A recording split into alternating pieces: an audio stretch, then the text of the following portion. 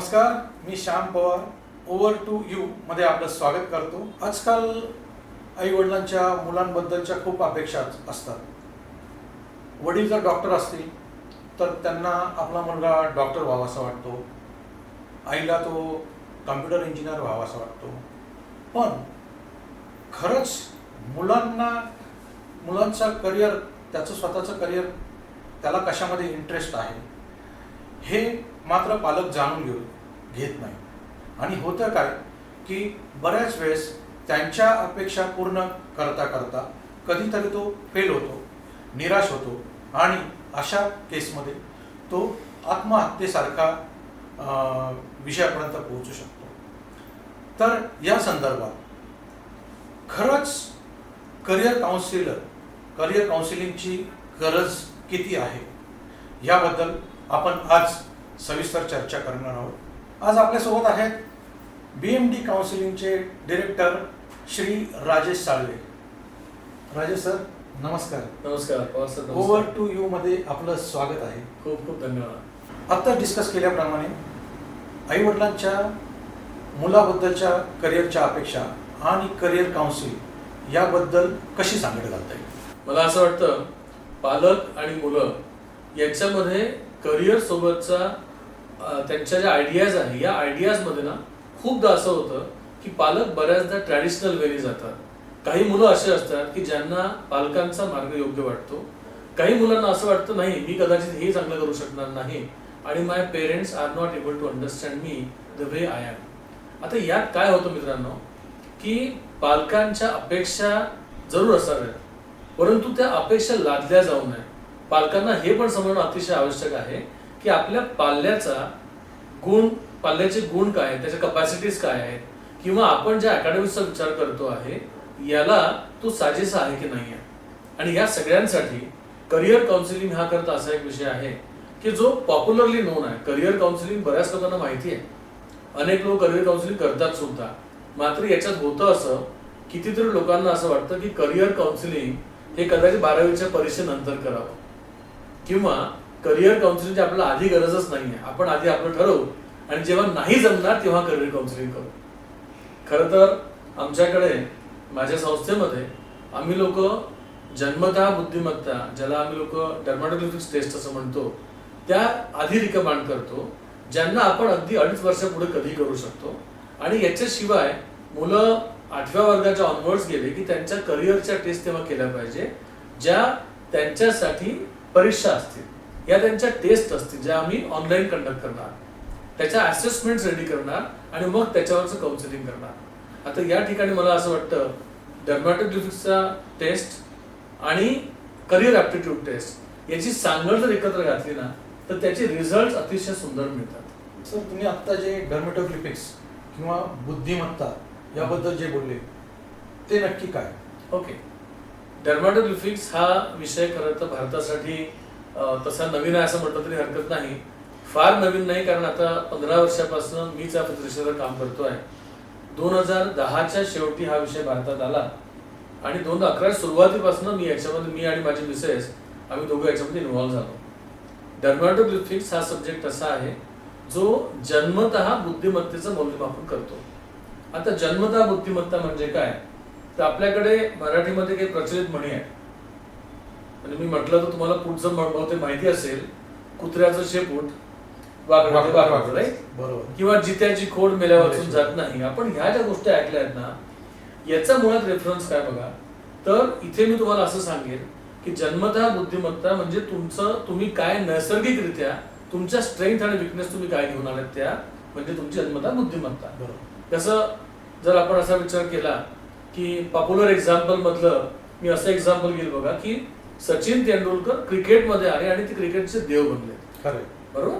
लता मंगेशकर ह्या गाण्याच्या फील्डमध्ये आल्या आणि त्या घाण कोकिळा आज नाही आहेत, परंतु आपली पिढी आहे तोपर्यंत त्यांना विसरणं आपलं शक्य नाही आहे ना. मात्र आज गंमत अशी आहे बघा की हेच जर काम समजा आपण या दोघांमध्ये विरुद्ध काम समजा घेतले असते, एकमेकांचे कामं करण्याचा प्रयत्न केला असता, यांना तो सक्सेस नसता मिळाला. आज आपण जेव्हा क्रिकेट बद्दल बोलतो तर पालकांना सुद्धा याची जाणीव असेल की एक वेळ IIT ची ऍडमिशन घेणं कदाचित शक्य आहे, कारण त्यांचा नंबर मोठा आहे. राईट. क्रिकेटची टीम मात्र जी आहे ती 11 आणि 2+ एक्स्ट्रा त्याच्यामध्ये प्लेयर्स मिळून फक्त 13 लोकांची टीम असते, किंवा मे बी अजून एखाद दोन जास्त कदाचित, नाही का. मात्र या फील्ड्स मध्ये आपण कशासाठी बनलेलो आहे हे जाणीव करून घेण्यासाठीचं शास्त्र म्हणजे डर्मॅटोग्राफिक्स. आता बाळ जेव्हा आईच्या गर्भात असतं त्यावेळेला 13 ते 21 आठवड्यांच्या दरम्यान गर्भाचं जे डेव्हलपमेंट होत राहतं त्यावेळेला आपल्या फिंगरप्रिंट्स आणि ब्रेन न्यूरोकॉर्टेक्स याची वाढ एका वेळेला होते. ओके. फिंगरप्रिंट्स, तुम्हाला कल्पना असेल की फिंगरप्रिंट्स या जगामध्ये 800 कोटी लोक आहेत आणि प्रत्येकाच्या फिंगरप्रिंट युनिक आहेत. येस. हा युनिकनेस नक्की कशासाठी असेल बरं, की देवाला खूप वेळ मिळाला, कदाचित खूप फुरसत होती म्हणून त्यांनी ते प्रत्येकासाठी कार्विंग करून ठेवलं का, मग प्रत्येकाचं सेपरेट कार्विंग का बरं केलं, तर कदाचित it is outer replica of brain neurocortex. इतकं पॉवरफुली आपण याला म्हणू शकतो. आमच्या फील्डमध्ये काम करणाऱ्या ज्या लोकांचा या फील्डमधला भरपूर मोठा अनुभव आहे, आमच्या लक्षात असं आलेलं आहे की हा युनिकनेस जेव्हा मॅप करतो ना मित्रांनो आम्ही, तेव्हा आम्हाला प्रत्येक रिपोर्टमध्ये एक वेगळं फन येतं, आम्हाला एक वेगळं सॅटिस्फॅक्शन मिळतं, अचिव्हमेंटचा आनंद मिळतो. कारण कदाचित ज्या मुलाने खरोखरच गाणं म्हणायला पाहिजे त्याचा पूर्ण वेळ बिचाराचा फक्त अभ्यासाचा जातो. बरोबर. त्याला गाण्याकडे बघण्याचा दृष्टिकोन आई वडिलांना नसतो आणि त्यांना हे वाटतं की यांनी फक्त अभ्यासच करावा. आणि त्याच्यामुळे होतं असं की एखादा चांगला सिंगर जो की सिंगिंगच्या सोबत अभ्यास पण करू शकतो, कारण गाणं म्हणणाऱ्या व्यक्तीचा लर्निंग मोड हा ऑलरेडी असतो. मग त्याच्याकरता जर समजा आपण योग्य विचार केला तर त्याचा अभ्यास न थांबवता त्याला सोबत गाणं पण शिकवता शक्य आहे. मात्र ट्रॅडिशनली असं होत नाही. आणि म्हणून डर्मॅटोग्राफीच्या विषयामध्ये आपण त्या व्यक्तीचं व्यक्तिमत्व, त्याच्या जन्मतः स्ट्रेंथ अँड विकनेसेस या मॅप करतो. आता एक गंमत आणखीन अशी आहे बघा श्याम सर, की प्रॅक्टिकली सांगायचं झालं तर हनी बी जी आहे ना, हिच्या ब्रेनमध्ये फक्त 7000 न्यूरॉन्स आहेत आणि ती बघा किती सुंदर कोम्बिंग करते है ना.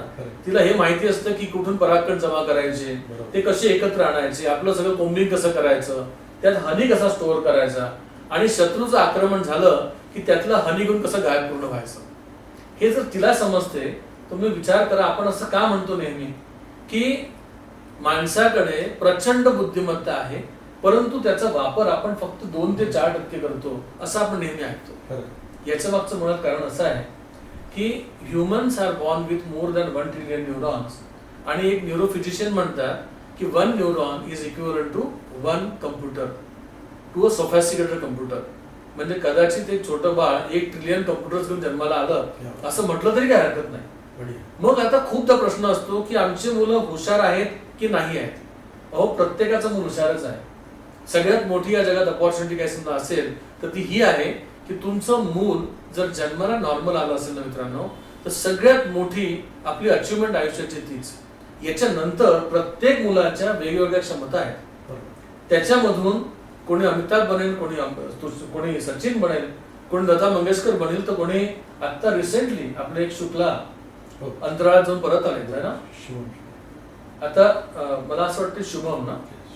हे आपण जर समजा बघितलं तर माणसाला पृथ्वीवरून अंतराळात जाण्याची क्षमता ही निर्माण करण्यासाठी आपल्याच कल्पना चावला पण याच्या आधी गेल्या होत्या भारतातल्याच. इलॉन मस्कने स्वतःचा स्पेस स्टेशन निर्माण केलेलं आहे आणि याच्या पुढे दळमळ सुरू राहणार आहे ना. मात्र हे प्रत्येक माणूस नाही करू शकणार.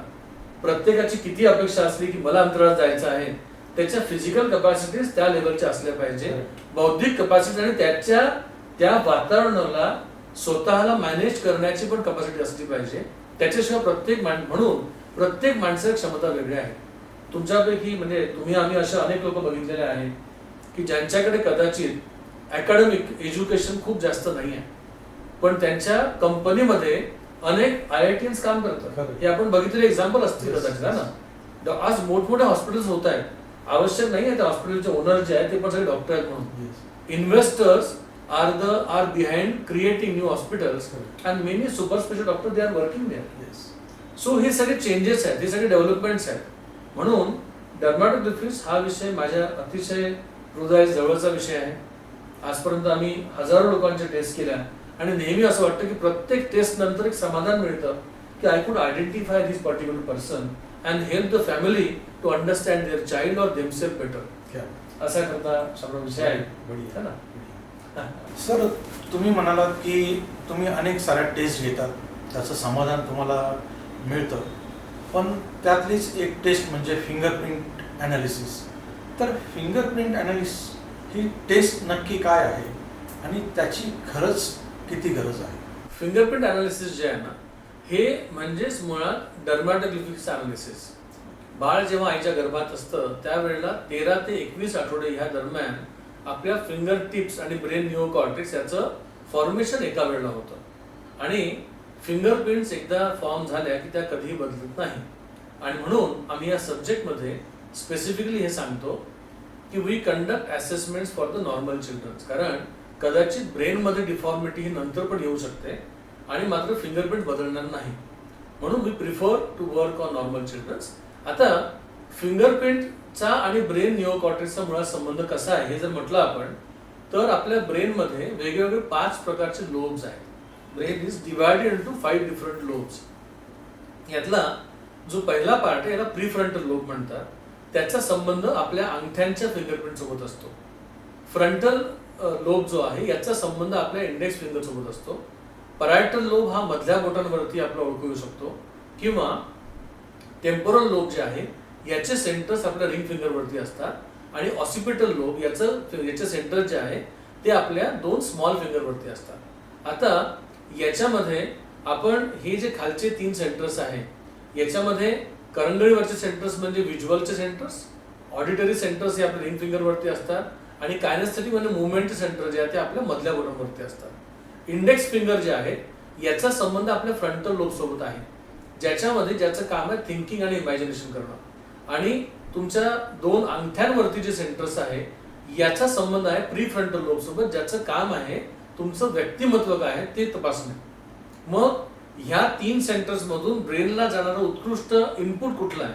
म्हणजे तुम्ही सगळ्यांनी ऐकलं असेल कदाचित की आजकाल गेल्या 15-20 वर्षापासून ऑडिओ व्हिज्युअल आणि कायनेस्थेटिक लर्निंग मोडचा बोलबाला सुरू झाला. कारण डॉक्टर हार्वर्ड गार्डनरनी जगापुढे मल्टिपल इंटेलिजन्सची थेअरी मांडली आणि त्याच्यात त्यांनी हे सांगितलं की प्रत्येक व्यक्तीचा लर्निंग मोड पण वेगवेगळा असतो. सो ऑडिओ व्हिज्युअल आणि कायनेस्थेटिक हे जे VAK मोड ज्याला म्हटलं जातं, हा मोड आपल्याला या 3 फिंगर्सच्या अनालिसिसमधून समजतो.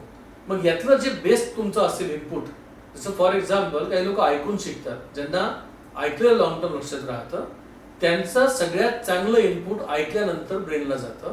That goes to their frontal lobe आणि फ्रंटल मध्ये याच्यावर थिंकिंग आणि इमॅजिनेशन पूर्ण होतं आणि याची ऍक्शन ही प्री फ्रंटल लोब मधून होते. हा मुळात डर्मॅटोग्लिफिक्सचा कॉन्सेप्ट आहे. आता याच्यामध्ये आम्हाला ह्या सब्जेक्टमध्ये काहीच विचारायची गरज पडत नाही पेरेंट्सला, other than a specific pattern. एक पॅटर्न असा असतो ज्याला आम्ही लोक आर्क म्हणतो. आर्क पॅटर्न जर कोणाकडे खूप जास्त असतील तर त्या केसमध्ये आम्हाला प्रोबिंग करावं लागतं, आम्हाला विचारावं लागतं की या व्यक्तीचा हा पर्टिक्युलर एरिया कसा आहे. ज्या सेंटरवरती आर्क असतील ते आम्हाला विचारावं लागेल, कारण आर्कला अनलिमिटेड पोटेन्शियलचा एरिया म्हटलेला आहे. आणि हे जे आर्क असतात हे डेव्हलप झाले तर हे एक्स्ट्राऑर्डिनरी होतात किंवा ते कामापुरती पॉपअप करतात, पुन्हा ते डॉर्मंट होऊन जातात. म्हणजे फॉर एक्झाम्पल मला असे मुलं सुद्धा आठवतात, असे लोक आठवतात मला, ज्यांना मी जेव्हा विचारलं की तुमचं मॅथ्स कसं होतं, कारण त्यांच्या लॉजिकवर त्यांच्या आर्क होता, त्यांचं उत्तर फार गंभीर होतं की सर 10वीची एक्झाम दिली आणि मी मॅथ्स सोडलं. आणि असे पण काही मला मुलं मिळाले किंवा काही लोक मिळाले, त्यांनी सांगितलं की सर मॅथेमॅटिक्स हा माझा कम्फर्ट झोन आहे, मी इंजिनिअरिंग केलेलं आहे, माझा M1, M2, M3 तिने एकदम एका स्ट्रोकमध्ये विथ व्हेरी गुड मार्क्स मी क्लिअर केलं, जेव्हा की माझे अनेक मित्र त्या विषयाला भीत होते, है ना. सो असे वेगवेगळे फिंगरप्रिंट्स असतात, त्यांचं प्लेसमेंट कुठे आहे, कुठल्या फिंगरवर कुठला पॅटर्न आहे हा पण मॅटर करतो. त्याच्या मायनेशियाज, रिजेस, त्याची पोटन्सी काय ती मॅटर करते. आणि या सब्जेक्टचं वैशिष्ट्य असं की डर्मॅटोग्लिफिक्स मधून तुम्हाला जन्मतः बुद्धिमत्ता काय ती कळते. श्याम, मला तुम्ही विचारलं होतं की या फिंगरप्रिंट अनालिसिसची गरज काय आहे. मी असं म्हणेल की प्रत्येक घरामध्ये बाळ जन्माला आल्याच्या नंतर त्याला बोलता यायला लागलं ना की घरामधले आजी आजोबा किंवा येणारे पाहुणे त्यांना विचारत असतात तुला पुढे काय करायचं. खरं तर हा भविष्याचा प्रश्न नाही आहे, मात्र गंमत अशी आहे की डर्मॅटोग्लिफिक्सचं अनालिसिस जे आहे ना हे 2 वर्षापुढे कोणाची करता येतं.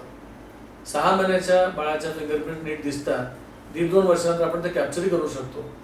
आता डर्मॅटोफिसची ब्युटी अशी आहे बघा की जितकं लवकर करू आपण, फॉर एक्झाम्पल 2 वर्ष ते 7 वर्ष पूर्ण होईपर्यंत हा जो पिरियड आहे हा पालकांसाठी अतिशय उत्तम पेरेंटिंगचा पिरियड असतो. आयडियल पेरेंटिंग करण्यासाठी जर तुम्हाला हे समजलं की आपल्या मुलाच्या इनबॉर्न क्षमता काय आहेत, तर विश्वास ठेवा तुमचं पेरेंटिंग अतिशय आनंदी होणार आहे. कधी कधी काही लोकांना असं वाटतं की आपली मुलं अगदी लहानशी आहेत तेव्हापासूनच खूप ते मिलनसार आहे, कोणामध्ये पण सहज मिक्सअप होतात, पटकन अडॅप्ट करतात, सांगितले ते ऐकतात, आणि मग अशा वेळेला पेरेंट्स फार आनंदी असतात. मात्र असं पण तुमच्या लक्षात बऱ्याचदा आलं असेल की काही मुलं अजिबात ऐकत नाही, आणि त्यांच्या बाबतीमध्ये पालकांचा भयंकर त्रागा होत असतो की हा मुलगा आम्हाला सोडून अजिबात राहत नाही, त्याला काय आम्हीच लागतो, किंवा हा अतिशय रागीट आहे, किंवा हा टँट्रम्स दाखवतो. मित्रांनो, दोनही व्यक्तींच्या कपॅसिटीज वेगळ्या वेगळ्या आहेत. कदाचित जो मुलगा त्रास देतो आहे त्याच्यापाशी वेगळ्या क्षमता आहे, जो शांत आहे त्याच्या क्षमता वेगळ्या आहेत. लीडर बनण्याची क्षमता असण्यासाठी तुमचा सेल्फ सुद्धा मजबूत पाहिजे. इंटरपर्सनल जेव्हा तुमचं खूप चांगलं असतं तेव्हा यू बिकम गुड फॉलोअर, पण लीडर बनण्यासाठी इंट्रा स्ट्रॉंग पाहिजे. मला हे पाहिजे, मला ते पाहिजे, हे म्हणणारे जे मुलं आहेत ना, यांच्यामध्ये लीडर बनण्याची क्षमता असतात. हा एक गमतीचा भाग आहे. खरं तर हे असं सांगणं will be very short on to this subject, कारण की आम्ही अख्खा ब्रेन बघतो पूर्ण. याच्या सोबतीला असं होतं, अर्ली एजमध्ये आपण ज्याला लर्निंग मोड म्हणतो, इनपुट्स अगदी जन्माच्या नंतर फिंगरप्रिंट्स घेतल्या तेव्हा सांगू शकतो की याचा बेस्ट इनपुट मोड कुठला आहे. तुमच्यापैकी बऱ्याच लोकांनी असं ऐकलं असेल, असं बघितलं असेल की आमची मुलं एका जागी बसतच नाही, त्यांना सारखं ते हुंदडतात, 10 मिनिट एका जागी बसू शकत नाही. अहो, ज्याचा लर्निंग मोडच कायनेस्थेटिक आहे त्याला प्रत्येक गोष्ट एक्सपिरियन्स करून शिकायची असते. ज्या मुलांचा लर्निंग मोड ऐकून शिकायचा असतो ते तुमचं अतिशय उत्तमपणे ऐकतात, ते लक्षात ठेवतात, तुम्हाला रिस्पॉन्ड करतात, म्हणून तुम्हाला वाटते की या मुलाचा अतिशय हुशार मुलं आहे. व्हिज्युअल मुलं कदाचित समजा त्यांचं ऑलरेडी नॉर्मल असेल आणि व्हिज्युअल खूप पॉवरफुल असेल, तर they are learning just by observing you, just by seeing at you, or maybe जे काही बघतात वातावरणातलं, घरी, दारी, टीव्हीवरती, पुस्तकांमध्ये, या सगळ्यामध्ये शिकत असतात. कदाचित they may not express well, but they are much faster in grasping than the auditory ones, even that is much more than the kinesthetic ones also. मग अर्ली एजमध्ये डर्मॅटोफिस टेस्टमुळे तुम्हाला मुलांचं लर्निंग मोड करणार आहे, त्यांची पर्सनॅलिटी करणार आहे, आणि एवढंच नाही तर त्यांचं बिहेवियरचा पॅटर्न तो पण तुम्ही आयडेंटिफाय करू शकता.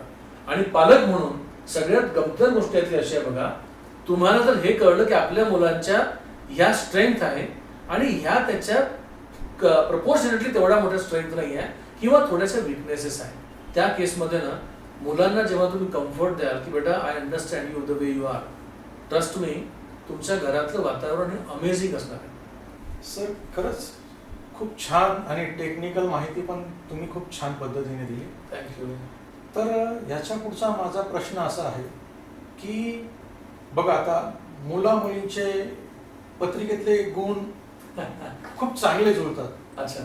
परंतु काही पिरियड नंतर ते लग्न तुटतात, डायव्हर्स होतात. तर मला असं विचारायचं आहे की समजा ह्या पत्रिकेच्या गुण जुळवण्याबरोबरच जर फिंगरप्रिंट अनालिसिस मुला मुलींनी केलं, खूप छान, तर भविष्यातले धोके जे आहेत हे टाळू शकता येतील का? मला असं वाटतं हा आजच्या पिढीसाठी खूपच महत्त्वाचा प्रश्न आहे. बरोबर. कारण आपण कंटिन्युअसली आजकाल अशा न्यूज ऐकत असतो की खूप सारे डिवोर्स होत आहे, एक अतिशय आनंदी कुटुंब होतं, त्यांचे मुलं एका सर्टन वयात झाले, त्याच्यानंतर त्यांचा डिवोर्स झाला, किंवा काही वर्षांनंतर ऑटोमॅटिक यांच्यामध्ये वाद निर्माण झाले. ह्या गोष्टी ज्या आहेत ना, याच्यासाठी सुद्धा तुमचं जन्मतः बुद्धिमत्ता खरोखर मॅप करते, त्याच्यामध्ये महत्वाचं काम करतं.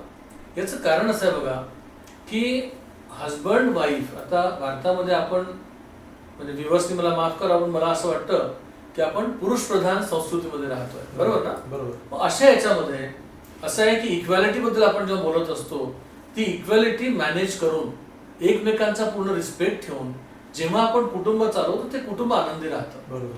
कारण जरी पुरुष प्रधान संस्कृती म्हटली तरी सुद्धा प्रत्येक घरात स्त्रियांना आपल्याकडे भारतीय संस्कृतीमध्ये अतिशय उत्तम महत्व दिलं समजा आहे, आणि स्त्रियांना सुद्धा असं वाटतं की मला ते इम्पॉर्टन्स मिळालं की ती आनंदी राहते. खरं. आता याच्यामध्ये खूपदा असं होतं की लग्नाच्या नंतर कदाचित आयुष्याच्या कल्पना थोड्याशा बदलत जातात. हो. लग्न होणं, मुलं होणं, त्यांच्या जबाबदाऱ्या सुरू होणं, बरोबर. आणि या केसमध्ये जर दोघेही वर्किंग असले तर कदाचित थोडंसं अंडरस्टँडिंग वेगळं राहू शकतं. दोघांपैकी एकच व्यक्ती वर्किंग जर समजा असेल, होऊ शकतं समजा पुरुष वर्किंग आहे मेजरली, आणि त्याचे प्रेशर जे आहे ते समजण्याची कदाचित अंडरस्टँडिंगची लेवल कदाचित खरं. फिमेलची नसेल, किंवा तू डिस्कस जर करत नसेल, पती म्हणून तू डिस्कस करत नसेल, तर कदाचित फिमेलला याची कल्पना नसणार आहे ना. बरोबर. आता दुसरी गंमत अशी आहे, जे डिस्कस करतात त्याच्यामध्ये समजण्याची किती कपॅसिटी हा पण एक महत्वाचा पार्ट आहे. खरं. आता म्हणजे पती पत्नीने एकमेकांना सांगणं, शेअर करणं हे जितकं महत्वाचं आहे, तितकंच महत्वाचं त्यांना एकमेकांच्या व्यक्तिमत्वाबद्दलची कल्पना असणं पण फार आवश्यक आहे. खरं. त्यांना जेव्हा हे समजेल की माझं लर्निंग मोड माझा कदाचित ऑडिटरी आहे आणि पती सगळ्या ऍक्शनचा व्हिज्युअल मोड करून दाखवतोय. आता त्या स्त्रीचा जर समजा व्हिज्युअल मोडच नसेल तर तिला कळणारच नाही ऍक्शन नक्की काय करतं मोडाचा. करेक्ट. इथून लहान लहानचे छोटे छोटे गैरसमज होणं, कधीतरी काही म्हटलं त्याच्यावरचे रिस्पॉन्सेस नीट न मिळणं, किंवा एकमेकांबद्दलचे गैरसमज होणं याची सुरुवात होते. अनेक दिवसपर्यंत या गोष्टी अशाच चालत राहतात, मग ते हळूहळू ते वाढत जातं राईट. आणि मग दोघांनी असं वाटलं लागतं की एकमेकांना ते इग्नोर करत आहे. खरं. यातून कदाचित प्रॉब्लेम्स वाढत आहेत. सेकंडली, आता आपण नवीन पिढीचा विचार जर केला तर दोघेही लोक सध्या आता वर्किंग असतात मोस्टली. तुम्ही आयटी इंडस्ट्री बघा, आयटी इंडस्ट्रीमध्ये जास्त mostly couples are working together. Yes. आणि दुर्दैवाने त्या आयटी इंडस्ट्रीमध्ये माझ्या पेपरात बऱ्याचदा असं लिहून येतं की डिवोर्सचा रेट बराच वाढलेला आहे. कारण आयटी मध्ये पुरुष आणि स्त्रिया भेदभाव कामात नसतो, कारण दोघांचं पण पॅकेजेस इक्वली सारखे राहतात, दोघं पण व्यवस्थित चांगले पैसे कमवतात. आणि मग त्या केसमध्ये असं होतं, काम, त्यांचं सॅटिस्फॅक्शन, त्यांचे प्रोफाईल्स आणि मग त्यांचे इगो हे मॅनेज करणं थोडंसं बऱ्याचदा कठीण होऊन जातं. येस. मग एकमेकांना समजायसाठी या असेसमेंट फार मदत करतात. आम्ही लोक डर्माटोलॉजिक स्टेज सोबतच सायकोमॅट्रिक असेसमेंट सुद्धा प्रमोट करतो, कारण सायकोमॅट्रिक असेसमेंट हे तुमचं करंट स्टेट ऑफ माइंड काय आहे ते सांगतं. याच्यामध्ये आम्ही स्ट्रेस टेस्ट पण करतो, कारण कपलच्या केसमध्ये त्या दोघांच्या स्ट्रेस लेवल्स काय आहे हे नक्की समजलं पाहिजे. आणि कपलसाठी सगळ्यात महत्वाची गोष्ट अशी आहे की नवरा बायकोला एकमेकांना हे कळणं फार आवश्यक आहे की कदाचित एखाद्या घरामधली स्त्री खूप स्ट्रेसमध्ये असेल, तिचे कारण वेगळे असतील, किंवा पुरुष खूप स्ट्रेसमध्ये असेल, किंवा दोघांमुळे एकमेकांच्यामुळे दोघं पण स्ट्रेसमध्ये असतील. या असेसमेंट जेव्हा केल्या जातात, ह्या करंट स्टेट ऑफ माइंडच्या असेसमेंट्स असतात ना, सायकोमॅट्रिक टेस्ट आहेत त्या. येस. याच्या सोबतीने जर समजा आपण इन्व्हॉल्व केल्या, डर्माटोलॉजिस्टच्या टेस्ट केल्या, ओके. तर त्याचा एक बेनिफिट काय होईल की कुठे ओव्हरकम करणं पॉसिबल आहे, काय इग्नोर केलं पाहिजे हे पण कळणार आहे. आणि आयडियली मला असं वाटतं, मी खूपदा माझ्या सेशनमध्ये एक्झाम्पल देतो की आपल्याला फॉर एक्झाम्पल छत्रपती संभाजीनगर जायचं समजा असेल तर आत्ताचा पॉप्युलर रूट म्हणजे समृद्धी मार्ग. करेक्ट. इथून सिग्नलला जाणे, समृद्धी मार्ग पकडणे आणि तिथून पुढे बरोबर. छत्रपती संभाजीनगरला जाणे. मात्र मला संभाजीनगरला जायचं आहे, मी गाडी काढून सरळ समजा त्या रस्त्याला लागलो आणि नंतर मी जीपीएस ऑन केला समृद्धी मार्गावर गेल्याच्या नंतर, तेव्हा कळतं की सगळं समोर रेड आहे. बरोबर. ही गोष्ट जर मला आधीच माहित समजा असेल करेक्ट. की त्या रस्त्यावर कुठेतरी सभा आहे किंवा बांधकाम सुरू आहे, काहीतरी काम सुरू आहे, किंवा कोणाचं धरणे आंदोलन आहे ना, हे मला माहित असेल तर मी जुन्या रोडने जाईल ना. मला कदाचित तिथल्यापेक्षा अर्धा तास वेळ जास्त लागेल, पण ऍटलीस्ट माझं काम पूर्ण होईल, मी वेळेवर पोहोचेल आणि मला तो न्यूसन्स राहणार नाही, है ना. इतकंच महत्वाचं हे असेसमेंट करणं सुद्धा आहे. वा वा, काय सुंदर उदाहरण दिलं. सुंदर. थँक्यू. सर, आजवर तर तुम्ही अनेक व्यक्तींचं फिंगरप्रिंट अनालिसिस केलंय, पण कधी एखाद्या सेलिब्रिटीचं फिंगरप्रिंट अनालिसिस करण्याचा योग आला का? आणि तो जर असेल तर तो का अनुभव कसा होता? खूप छान. तुम्ही हा प्रश्न विचार करत तर मला खूप चांगलं वाटतंय आज. Yes. या निमित्ताने मी काही गोष्टी अशा रिव्हील करेन की जे जनरली मी बोलत नाही. मला तुम्हाला सांगताना फार आनंद होईल की परम कम्प्युटरचे जनक पद्मश्री डॉक्टर विजय भटकर यांच्या असेसमेंट्स आमच्याकडे झालेल्या आहेत. क्या बात. आणि डॉक्टर साहेबांच्या असेसमेंट जेव्हा झाल्या त्याच्यानंतर त्यांनी एका प्रोग्राम, त्यांची माझी परत भेट झाली आणि त्यावेळेला त्यांनी पब्लिकली सगळ्या लोकांसमोर त्यांनी असं सांगितलं की ह्या टेस्ट खरं तर प्रत्येकाने करायला पाहिजे, प्रत्येक घरातल्या मुलाच्या व्हायला पाहिजे, कारण जन्मता बुद्धिमत्ता जी आहे ती खरोखर काहीतरी वेगळं काम करते.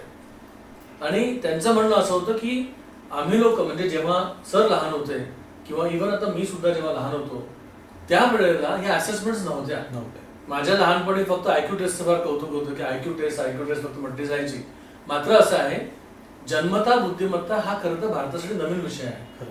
सरांचं म्हणणं असं आहे की आज हे जेव्हा ज्ञान अवेलेबल आहे ते प्रत्येकाचं व्हायला पाहिजे, कारण जेव्हा तुम्हाला इनबॉर्न समजतं तेव्हा तुमच्यामधलं खरं टॅलेंट, तुमच्या स्ट्रेंथ, विकनेस हे समजायला मदत होते.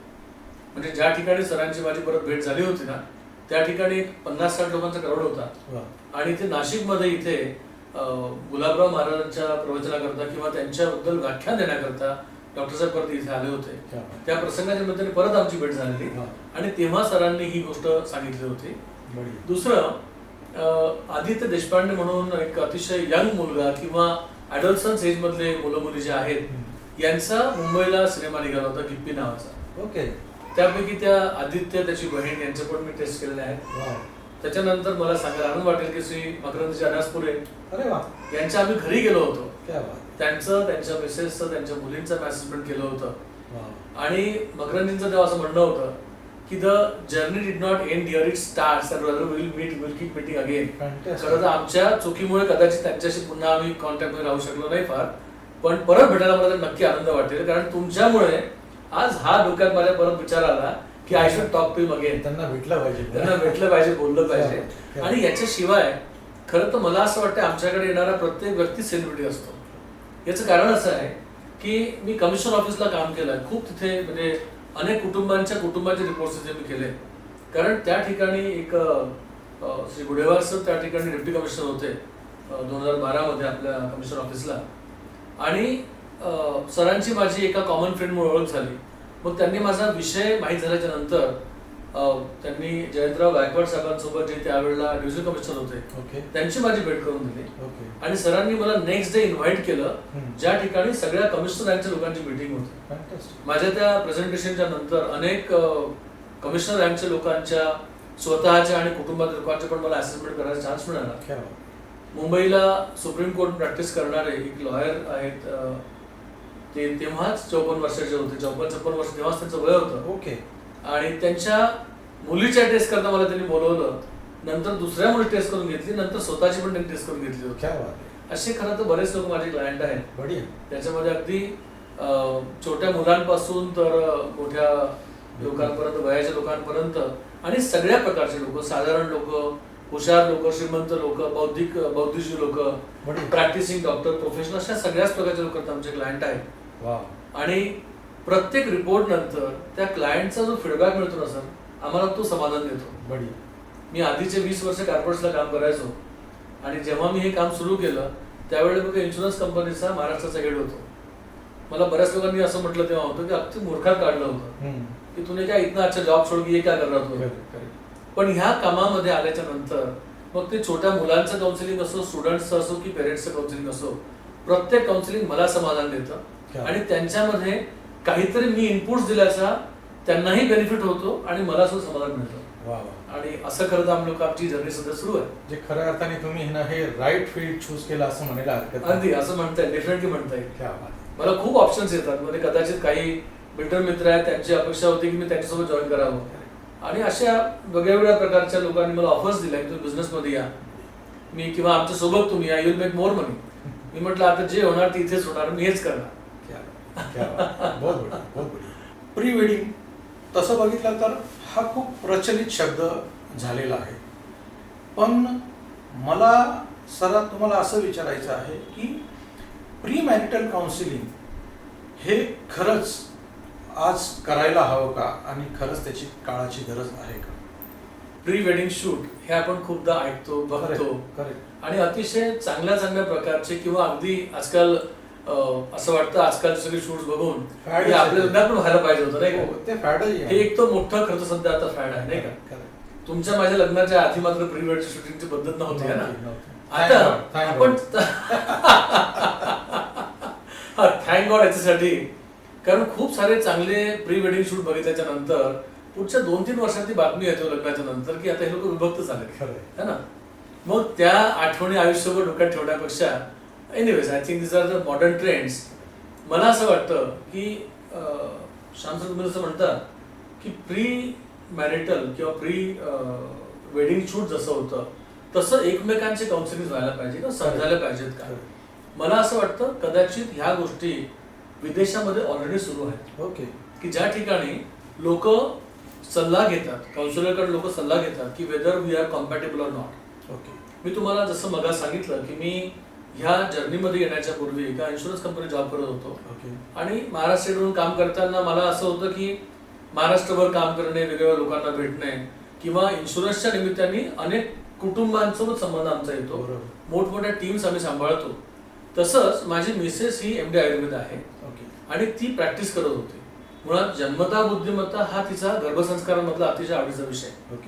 याच्यामध्ये जेव्हा कळलं तिला हे की गर्भसंस्कारासोबत रिलेटेड जन्मता बुद्धिमत्तेचं मूल्यमापन होऊ शकतं, तिथून तिचा आग्रह होता म्हणून मी या कामात आलो.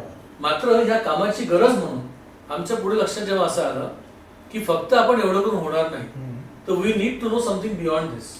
म्हणून मग माझ्या मिसेसने क्लिनिकल सायकोलॉजीमध्ये पोस्ट ग्रॅज्युएशन केलं. मी अमेरिकेच्या कॅलिफोर्निया बेस्ड ऑर्गनायझेशन आहे जी इमोशनल इंटेलिजन्स वरती काम करते, त्याची फेलोशिप मी घेतलेली आहे. आता EQ फेलो असं मला म्हटलं जातं.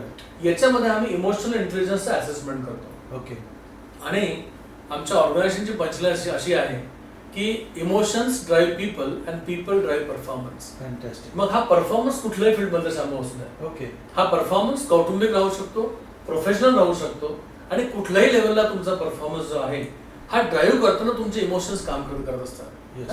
मग याच्यामध्ये एकमेकांना समजण्यासाठी आपण वेगवेगळ्या कॉम्बिनेशन्स मध्ये त्यांचे असेसमेंट करू शकतो, जेणेकरून कपलला एकमेकांची कॉम्पॅटेबिलिटी लग्नाच्या आधी जर माहित असेल ना की we are compatible here and this is the place where we may not be compatible, पण माहित असेल तर काम सोपं होईल. म्हणून माझ्या मते प्री वेडिंग काउन्सिलिंग पण करायला पाहिजे.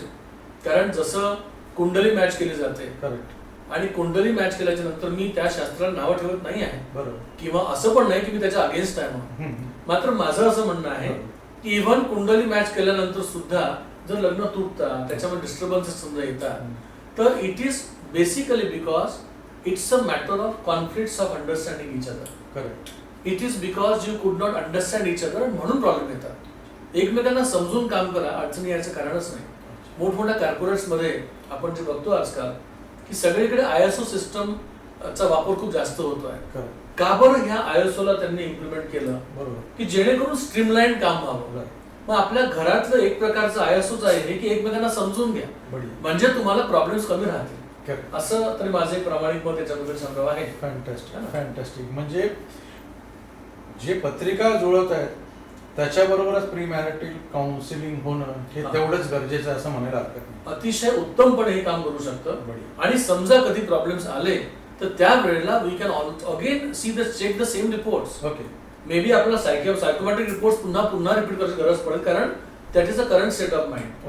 Okay, may not be very frequently, पण थोड्या गॅप नंतर. जन्मता बुद्धिमत्ता मात्र आपल्याला एक रिपोर्ट कायम सपोर्ट करणार आहे. तुम्ही आता जे सांगितलं रिपोर्ट्स बद्दल, तर मला एक शंका आहे का हा रिपोर्ट एकदा केल्यानंतर पुन्हा काही वर्षानंतर करायची गरज भासते का? ओके, तुम्ही जन्मता बुद्धिमत्तेबद्दल डर्मॅटोग्राफिक्स. ओके, डर्मॅटोग्राफिक्सचा रिपोर्ट पुन्हा करायची गरज पडत नाही. ओके, याचं कारण असं आहे की हा फिंगरप्रिंटचा रिपोर्ट आहे. ओके, आपल्या फिंगरप्रिंट्स आपल्यासोबत आल्या आणि आपल्यासोबत जातील, त्या बदलणार नाही. ओके, है ना. म्हणजे असं पण लक्षात आलेलं आहे की समजा कधी कुठे एखाद्या बोटाला कट वगैरे लागला तर ते सुद्धा परत तो पॅटर्न नॉर्मल होतो. सेम स्टिचेस असतील तर फक्त त्या स्टिचेस दिसतील, मात्र pattern again remain the same. Okay, है ना. तर फिंगरप्रिंट बदलणार नाही आहे, फक्त आपल्या वयासोबत आपल्या फिंगरप्रिंट साईज वाढणार एवढंच फक्त होतं. ओके, त्याच्यामुळे तुम्हाला फिंगरप्रिंटचा रिपोर्ट रिपीट करायची गरज पडत नाही.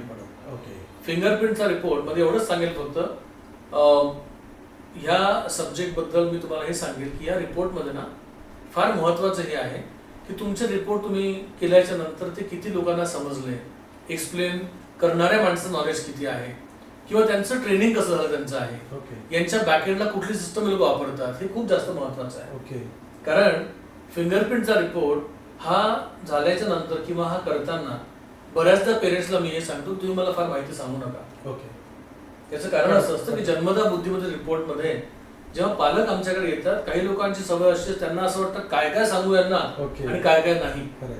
तर तिथे आम्ही त्यांना थांबवतो, आम्ही त्यांना सांगतो की रिपोर्ट रेडी होऊन जाऊ द्या. हम्म. एकदा रिपोर्ट रेडी झाला की मग तुम्ही माझ्याशी बोला, ओके.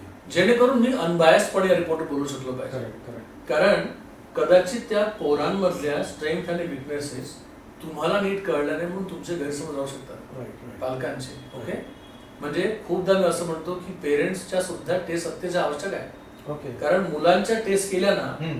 की त्यावेळेला असं होतं की पेरेंट्ससाठी मुलांना चांगलं किंवा त्या ठिकाणी रागवणं, चांगलं म्हणणं किंवा रागवणं हम्म. किंवा हे सांगणे तुला जमत नाही हे खूप सोपं होतं.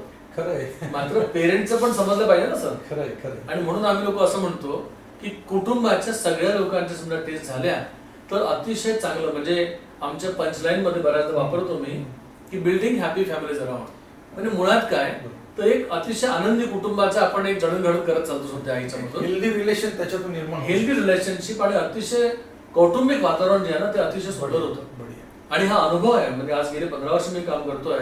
कितीतरी लोक म्हणजे आमच्या कामाच्या पावती सुद्धा म्हटले मी कोण आम्हाला कसं फीडबॅक देतं तर 10 वर्ष जुने क्लायंट आजही आम्हाला रेफर करतात. बढिया. कदाचित 2012 मध्ये ज्यांनी रिपोर्ट केले होते ते लोक आमच्याकडे आजही नवीन लोक क्या पाठवतात, बात. कोणाला रेफर करतात. हा त्यांचा कॉन्फिडन्स आहे. फॅन्टॅस्टिक. काही काही लोकांना आमच्या सांगितल्याचे अनुभव 5 वर्षानंतर येतात आणि मग ते they again get in touch with us. असं सगळं होत राहतं. म्हणून हा रिपोर्ट पुन्हा करायची गरज नाही. नाही. मात्र सायकोमेट्रिक रिपोर्ट्स आहे किंवा इमोशनल इंटेलिजन्स रिपोर्ट जे आहेत ना हे रिपोर्ट्स मात्र वेगळ्या वेगळ्या सिच्युएशनला वेगळे आणि याच्यामध्ये अनेक प्रकारचे रिपोर्ट सुद्धा करतात. Right. सायकोमेट्रिक मध्ये खूप मोठी रेंज आहे हम्म. रिपोर्ट्सची. त्याच्यामध्ये जी इसेन्शियल ती आपण टेस्ट तेव्हा करावी करू है ना. ओके. किंवा EQ मध्ये पण तसंच आहे खरं तर. खरंच छान उत्तर दिलं तुम्ही सर. मला असं विचारायचं कधी एखादा इन्सिडेंट असा झालेला आहे का की पालकांची पर्टिक्युलर इच्छा होती की नाही माझ्या मुलांनी हेच करायला हवं पण मग तिथे काही कॉन्फ्लिक्ट क्रिएट झाले किंवा तिथे काही तुम्हाला ना त्या पालकांना काही कन्व्हिन्स करावं लागलं का त्या विद्यार्थ्याबाबत? श्याम सर असे प्रश्न येतात ना तेव्हा खरं तर मला इतके लोक समोर आठवतात क्या की कारण हे आमच्याकडे अगदी रेग्युलर होत राहतं. ओके. मात्र याच्यामधला एक प्रसंग असा आहे की आपल्या इथलेच काळे सर म्हणून आहे ज्यांचे सिडकोमध्ये क्लासेस आहेत. ओके. हे काळे सर माझ्या मिसेसच्या क्लिनिक समोर जिथे अगदी आम्ही सुरुवात केली होती नव्याने करत होता ओके. क्लिनिकच्या वरती बोर्ड होता मिसेसच्या क्लिनिकच्या वरती ओके. आणि त्यांच्या मुलीला ट्युशनला घेऊन सर तिथे यायचे. ओके. तर त्यांनी ते वारंवार तो बोर्ड बघायचे आणि मग ते एकदा आले आणि त्यांनी चौकशी केली आणि त्यांची मुलगी सरांची नववीत असताना Okay. त्यांनी आमच्याकडनं इथं डर्माटोलॉजिस्टची टेस्ट त्यांनी करून घेतली. ओके. फिंगरप्रिंट असेसमेंट झालं ओके. आणि मग पालक दोघे आमच्याकडे काउन्सिलिंग करण्याकरता जेव्हा आले हम्म.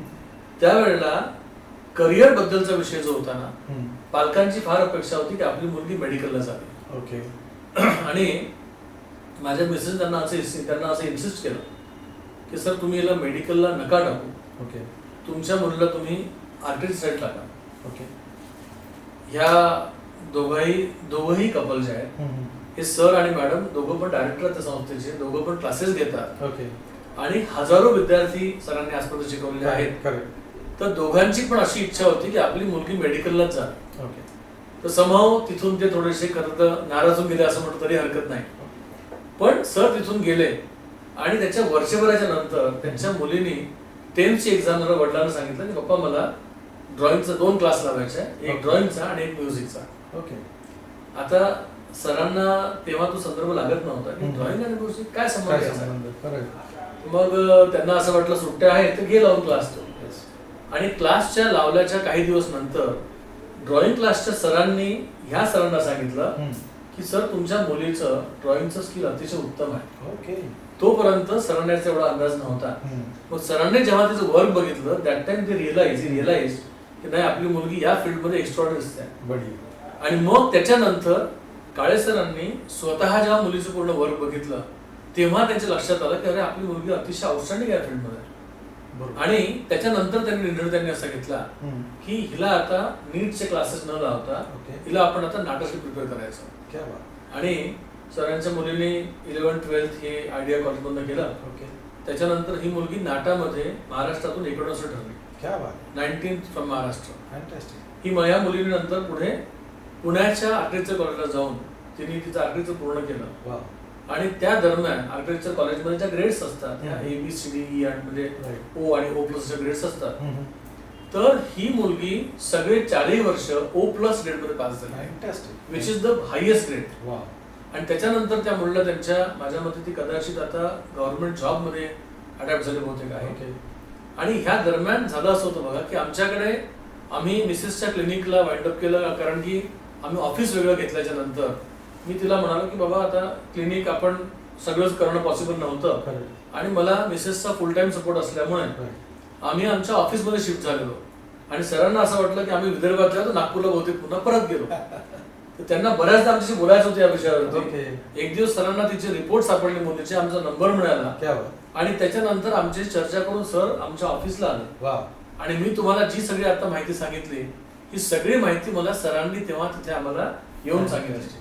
आमच्याकरता कदाचित ते खूप मोठं अचिव्हमेंट होतं की कदाचित ही मुलगी जी आहे ना, जिच्यामधले एक उत्तम आर्किटेक्ट दडलेला होता, जिच्यामधलं एक स्किल होतं की जिला 3D visualisation, imagination, idea formation किंवा आर्किटेक्चर स्किलचं भंडार ज्या मुलीकडे भरलेला आहे, ही मुलगी डॉक्टर झाली असती कारण ती हुशारच आहे. हार्ड वर्किंग हुशार मुलं जे निवडलं ते करिअर पण करू शकतील, पण त्यांचं जिथे त्यांचा जन्मतः बुद्धिमत्ता उत्तम काम करते ते फील्ड निवडलं ना की पालकांना तुमचे मुलं सुद्धा एक्स्ट्राऑर्डिनरी बनतील. शिक्षण सगळेच घेतात, सगळेच लोक रुटीन एज्युकेशन घेत राहतात, पण तुम्हाला कल्पना असेल की अनेक IIT मधून पास झालेली मुलं मुली जे आहे यांच्यामधले सेलिब्रिटी माहिती असतात आपल्याला, की ज्यांचं पॅकेज 1 खोक्याच्या वर आहे, ज्यांचं पॅकेज 50 लाखाच्या वर आहे.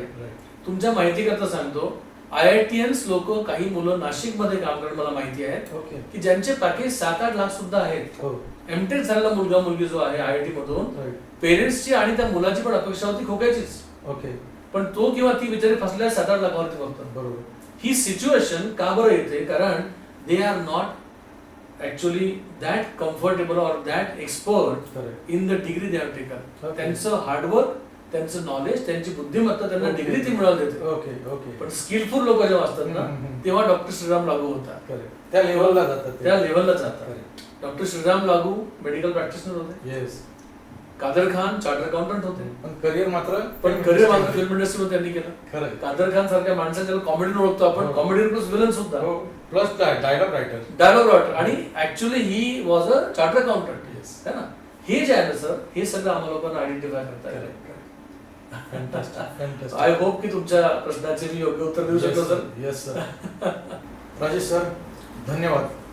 ओव्हर टू यू मध्ये तुम्ही आलात आणि करिअर काउन्सिलिंग आणि फिंगरप्रिंट अनालिसिस बद्दल खूप छान माहिती दिली. त्याबद्दल ओव्हर टू यू तर्फे तुमचे मनपूर्वक आभार. आणि आणि ही आमच्याकडून छोटीशी प्रेमपूर्वक भेट. Thank you so much sir. Thank you. तर मित्रांनो, आजचे वक्ते श्री राजेश साळवे यांच्याबरोबर करिअर काउन्सिलिंग ह्या विषयाबद्दल आपल्याला खूप सविस्तर आणि छान अशी माहिती मिळाली. तर आजचा एपिसोड तुम्हाला कसा वाटला हे नक्की कमेंट बॉक्समध्ये जाऊन आम्हाला कळवा, तुमच्या कमेंट सांगा. आणि हो, हे आमचं ओव्हर टू यू हे चॅनल सबस्क्राईब करायला विसरू नका. थँक्यू.